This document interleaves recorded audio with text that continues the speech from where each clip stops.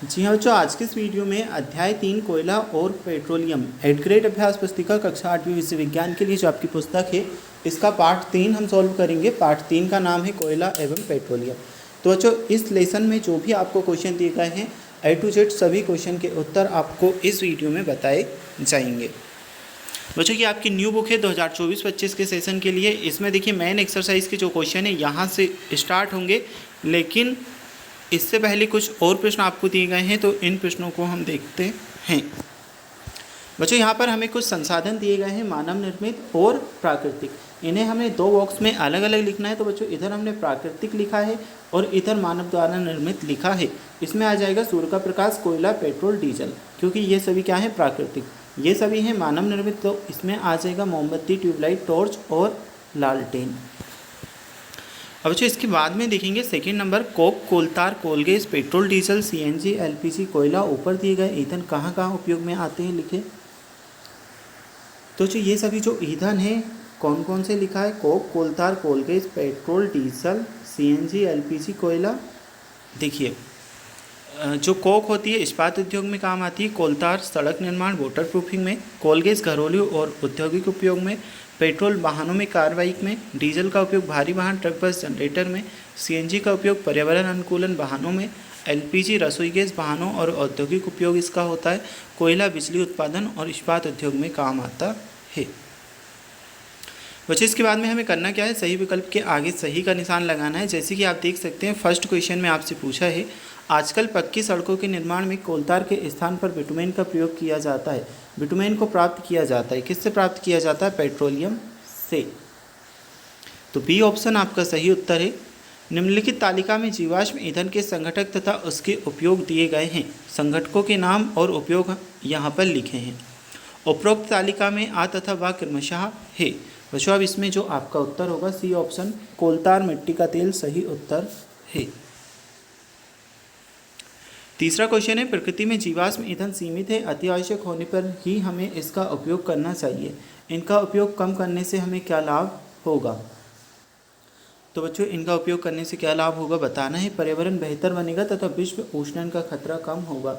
ए वाला ऑप्शन आपका बच्चों सही उत्तर है। देखिए, इसके बाद में फोर्थ नंबर का क्वेश्चन, एक जागरूक नागरिक के रूप में आप डीजल पेट्रोल बचाने हेतु क्या उपाय करेंगे। इसमें भी आपको 4 ऑप्शन दिए गए हैं।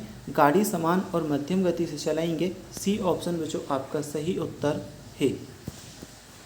चलिए, इसके बाद में नेक्स्ट क्वेश्चन आ जाता है। नीचे दिए गए चित्र पेट्रोलियम और प्राकृतिक गैस के भंडारों को दर्शा रहा है। चित्र में पेट्रोलियम तेल और गैस की परत जल की परत के ऊपर क्यों है। तो बच्चों, इसमें सी ऑप्शन, क्योंकि तेल और गैस जल से हल्के होते हैं, सी ऑप्शन आपका सही उत्तर है।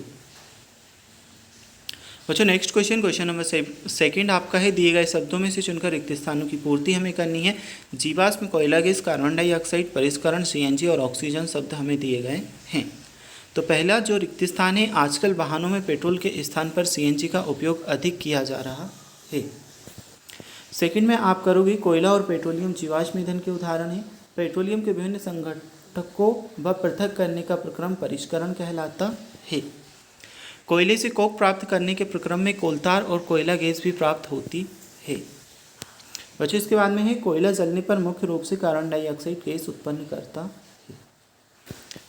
बच्चों, अब इसके बाद में नेक्स्ट क्वेश्चन हम देखेंगे। क्वेश्चन नंबर 3 आपका आ जाता है, कल्पना कीजिए सूर्य का प्रकाश अगले 10 वर्षों में समाप्त हो जाएगा, तो आप उसे किस प्रकार का संसाधन मानेंगे। उत्तर में आप लिखोगे, सूर्य का प्रकाश अगले 10 वर्षों में समाप्त हो जाए तो हम उसे समाप्त होने वाले प्राकृतिक संसाधन मानेंगे। बच्चों, तीसरे नंबर के प्रश्न के बाद में चौथा प्रश्न आपको दिया है, चंद्रमा पृथ्वी का उपग्रह होते हुए भी वहाँ पर जीवाश्म ईंधन की अनुपस्थिति है, इससे संबंधित कारण क्या हो सकते हैं। उत्तर में आपका आएगा, चंद्रमा पर जीवन का अस्तित्व न होने के कारण जीवाश्म ईंधन की अनुपस्थिति है, क्योंकि जब चंद्रमा पर सजीव नहीं है तो जीवाश्म ईंधन का बनना असंभव है, क्योंकि जीवाश्म जो ईंधन होते हैं वे सजीवों के द्वारा ही बनते हैं। बच्चों, इसके बाद में नेक्स्ट क्वेश्चन हम देखेंगे। क्वेश्चन नंबर 4 हमारा कंप्लीट हो चुका है। तो नेक्स्ट आपको दिया है क्वेश्चन नंबर 5, सीएनजी तथा एलपीजी का पूरा नाम हमें लिखना है। बच्चों, सीएनजी का पूरा नाम होगा संपीड़ित प्राकृतिक गैस, एलपीजी का पूरा नाम है द्रवित पेट्रोलियम गैस। क्वेश्चन नंबर 6 हम देखेंगे, भारत में प्राकृतिक गैस कहाँ कहाँ पाई जाती है, नाम लिखना है। तो भारत में प्राकृतिक गैस के विशाल भंडार हैं। हमारे देश में प्राकृतिक गैस त्रिपुरा, राजस्थान, महाराष्ट्र और कृष्णा गोदावरी डेल्टा में पाई जाती है। बच्चों नेक्स्ट क्वेश्चन नंबर 7 आपको दिया है, यदि हम अपने सभी प्राकृतिक संसाधनों का निरंतर उपयोग करते हैं तो क्या होगा। उत्तर में आपका आएगा, सभी प्राकृतिक संसाधनों का उपयोग करते रहने से एक समय ऐसा आएगा कि यह संसाधन समाप्त हो जाएंगे। नेक्स्ट है क्वेश्चन नंबर 18, हमारे दैनिक जीवन में प्राकृतिक गैस का क्या महत्व है, लिखिए। उत्तर में लिखोगे, हमारे दैनिक जीवन में प्राकृतिक गैस के निम्न महत्व हैं। घरों और कारखानों में सीधा जलाया जा सकता है, वाहनों में ईंधन के रूप में उपयोग किया जा सकता है और यह सस्ता, सरल, उपयोग व प्रदूषण रहित है। बच्चों इसके बाद में क्वेश्चन नंबर 9 है। इस क्वेश्चन को आप समझोगे, बूझों ने अपने घर के बगीचे में कुछ मृत पेड़ पौधों की गहराई में मिट्टी में दबा दिया। क्या ये मृत पेड़ पौधे कुछ वर्षों में कोयले में रूपांतरित हो जाएंगे? स्पष्ट कीजिए, यदि हाँ तो क्यों और यदि नहीं तो क्यों। अब बच्चों उत्तर में लिखोगे, नहीं ये मृत पेड़ पौधे। बच्चों इसकी जगह पर देखिए, मैं आपको आंसर अच्छे से बताऊं। अब जो आपको एक शब्द दिया है ये कोराने, इसकी जगह पर बच्चों आप लिखोगे कोयले, ये वाला, ठीक है, क्योंकि यहाँ पर मिसप्रिंट हुआ है। में रूपांतरित नहीं हो सकते क्योंकि कोयले में रूपांतरित होने के लिए आवश्यक उच्च ताप, बच्चों ये ताप है, ठीक है, ताप इस प्रकार से लिखोगे, ताप व उच्च दाब प्राप्त नहीं कर पाते, पृथ्वी में उतनी गहराई तक नहीं दबाया जा सकता है।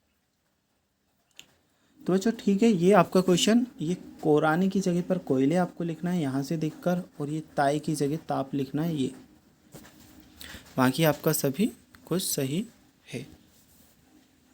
क्वेश्चन नंबर 9 के बाद में क्वेश्चन नंबर 10 आ जाता है, पेट्रोलियम के विभिन्न संगठनों के नाम तथा उनके उपयोगों को सूचीबद्ध करना है। अच्छा, जो आपको बुक में नीचे जगह दी गई है उसी में आपको 2 कॉलम बना लेने हैं, एक आप बनाओगे संगठक, एक आप बनाओगे उपयोग, ठीक है। तो इस प्रकार से तालिका आप बना लोगे, फिर लिखोगे एलपीजी खाना पकाने वाहनों में ईंधन के रूप में, पेट्रोल जो होता है कार मोटरसाइकिल छोटे इंजन में, केरोसिन घरेलू प्रकाश हीटिंग एविएशन फ्यूल में, और डीजल भारी वाहन रेलवे इंजन और जनरेटर में। बच्चों इसके बाद में क्वेश्चन नंबर 11 आपका है, जीवाश्म ईंधन की उपलब्धता लंबे समय तक किस प्रकार रख सकते हैं।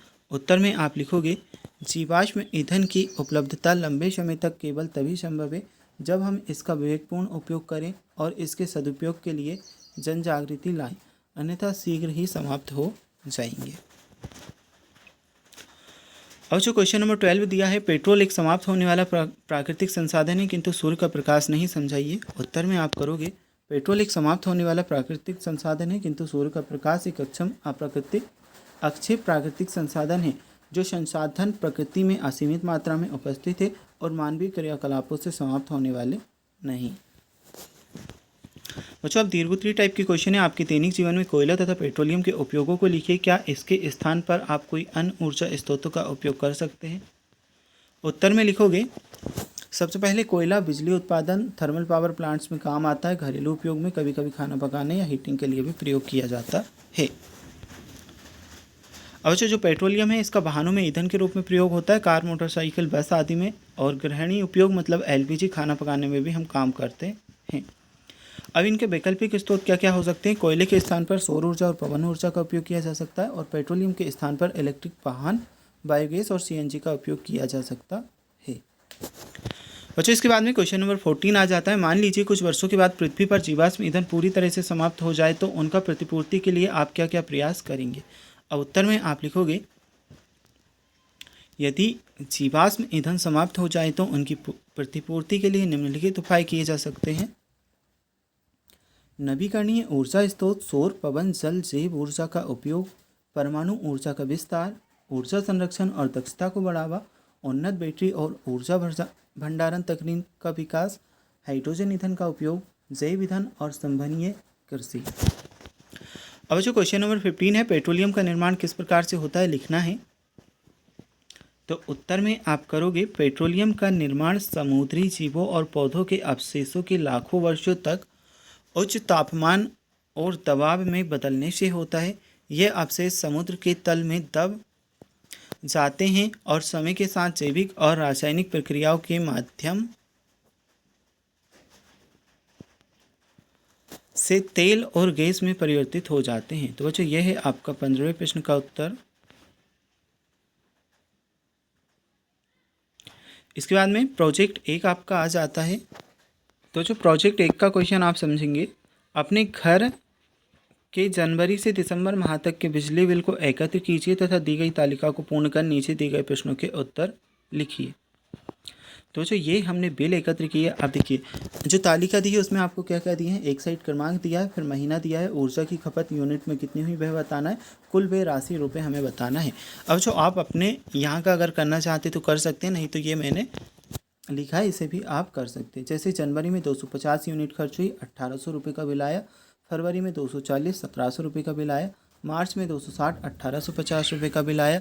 अप्रैल में 245 यूनिट, मई में 270 यूनिट, जून में 275, जुलाई में 260, अगस्त में 250, सितंबर में 240, अक्टूबर में 245, नवंबर में 260 और दिसंबर में 275। ठीक है, साथ साथ में कितना खर्च आया, कितना व्यय आया, सब कुछ डिटेल्स लिखिए। अब बच्चों ये तो आप कर लोगे है ना, ये जो मैंने आपको बताया ये आपको लिखना रहेगा। देखिए तालिका में जो आपकी बुक है उसमें क्रमांक, महीना, ऊर्जा की खपत और कुल व्यय, ये ऊपर वाली सभी चीज़ें, इससे ऊपर वाली चीज़ें तो लिखी हैं। अब आपको नीचे वाले कॉलम्स बनने हैं, तो नीचे वाले कॉलम्स में तो आप ये लिख लोगे, जनवरी 250, 1800, फरवरी 240, 1700, ये चीज़ें आपको लिखनी हैं। इसके बाद में आपका क्या आ जाता है, नीचे आपसे इसी से रिलेटेड क्वेश्चन पूछे गए हैं। किन माह में बिजली के बिल की राशि कम आई, तो आप इसमें लिखोगे फरवरी, अप्रैल, सितंबर और अक्टूबर में बिजली की बिल राशि कम आई। किस माह में बिजली का व्यय अधिक हुआ, तो जून और दिसंबर में बिजली का व्यय अधिक हुआ। बिजली बिल जिन माह में अधिक आया उनके क्या कारण थे, उत्तर में करोगे क्योंकि इन माह में गर्मी के कारण कूलर पंखों का उपयोग अधिक होता है। बिजली बिल की खपत कम करने के लिए आप क्या क्या प्रयास कर सकते हैं, तो बिजली से चलने वाले उपकरणों का सीमित उपयोग करेंगे। ऊर्जा के अन्य वैकल्पिक स्रोतों की सूची बनाना है, तो बच्चों सौर ऊर्जा, पवन ऊर्जा, नाभिकीय ऊर्जा, ये क्या है, ऊर्जा के अन्य वैकल्पिक स्रोत हैं। और जो प्रोजेक्ट 1 कंप्लीट हुआ, प्रोजेक्ट 2 इसमें दिया है, ईंधन के संरक्षण हेतु 3 नारे और 3 पोस्टर बनाने हैं। तो इधर हमें लिखने हैं नारे, इधर बनाना है पोस्टर। अब बच्चों साइकिल चलाओ ईंधन बचाओ, ये हमने बनाए हैं, इधर आपको पोस्टर लगा देना है साइकिल चलाते हुए। फिर पवन ऊर्जा अपनाओ ईंधन को बचाओ, ये हमने बनाए हैं। ठीक है, ये आपका स्लोगन रहेगा, इधर एक पवन ऊर्जा का आप बना दोगे। सौर ऊर्जा का करो उपयोग, ईंधन का ना करो दुरुपयोग, ये एक हमने स्लोगन बनाया और यहाँ पर सूर्य का चित्र बना देंगे। तो बच्चों ये लेसन आपका कंप्लीट होता है। टोटल 16 क्वेश्चन प्रोजेक्ट कार्य 1 और 2 दिए थे, तो सभी को हम सॉल्व कर चुके हैं। अगर आपको नेक्स्ट पार्ट या इससे पहले वाले लेसन्स के सॉल्यूशन की वीडियो देखनी है, लिंक मिलेगा डिस्क्रिप्शन बॉक्स में, वहाँ से जाकर के देख सकते हैं।